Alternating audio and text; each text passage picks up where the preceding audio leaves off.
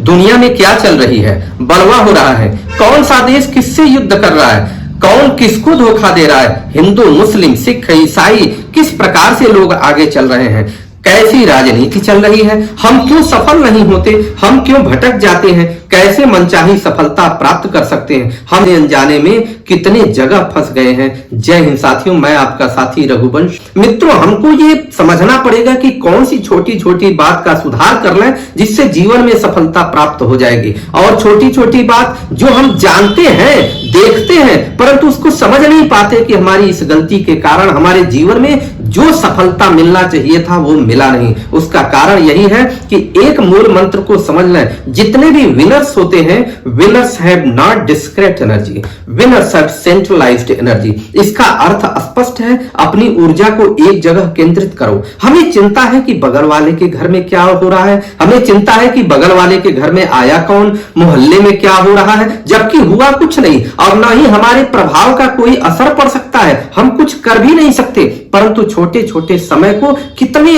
आसानी से हम गुजार देते हैं, और जब समय बीत जाता है तो पश्चाताप करते हैं। गांव के चौराहों पर बैठकर, शहर की दुकानों में बैठकर गप्पे मारते हैं, और समय बर्बाद जब हो जाता है तो हम पश्चाताप करते हैं। हम उन बातों पर ज्यादा चिंतन करते हैं या हमारी बात का कोई असर वहां नहीं होगा। प्रधानमंत्री, गृह मंत्री किससे बात कर रहा है, भारत और पाकिस्तान से कहां से किस प्रकार की बात हो रही है, अमेरिका में स्थिति यह है। हालांकि हमारी इतनी क्षमता नहीं है कि हम अपने घर से अपने मोहल्ले में सुधार कर पाए या अपने मोहल्ले को अपनी बात को मनवा पाए। हम चिंतन करते हैं पूरी दुनिया का।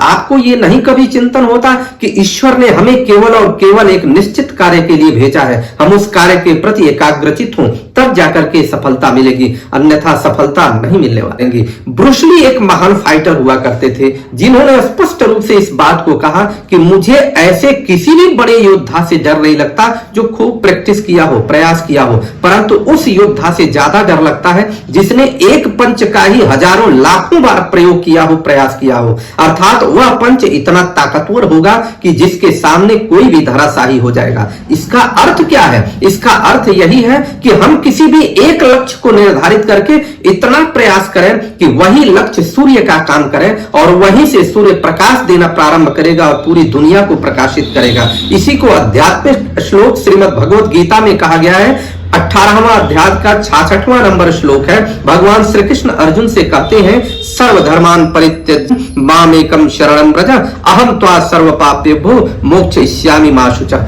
इसका अर्थ तो बहुत बड़ा है, परंतु हम अगर व्यवहारिक रूप से इसको समझें तो यह समझ लें कि सब कुछ को छोड़ करके केवल मेरी शरण में आ जाए, अर्थात केवल और केवल अपने जो भी लक्ष्य निर्धारित कर रखा है उस लक्ष्य की तरफ आ जाए। कुछ भी मत सोचो, सारी इंद्रियों को इकट्ठा करके, एकाग्रचित करके केवल लक्ष्य की तरफ आ जाओ, सफलता निश्चित मिलेगी। वही बात प्रभु कहते हैं कि सब कुछ छोड़ करके मेरी शरण में आ जाओ और उसके बाद कर्म करो, तुम्हें सफलता मिलेगी। हमें यह सोचना पड़ेगा। इसलिए दुनिया क्या कर रही है, क्या कह रही है, सब छोड़ दो, केवल बिना समय बर्बाद किए एक जगह लग जाओ, मनचाही सफलता मिलेगी। यह इस बात की गारंटी देते हैं। आप इसे अधिक से अधिक लोगों तक पहुंचाइए।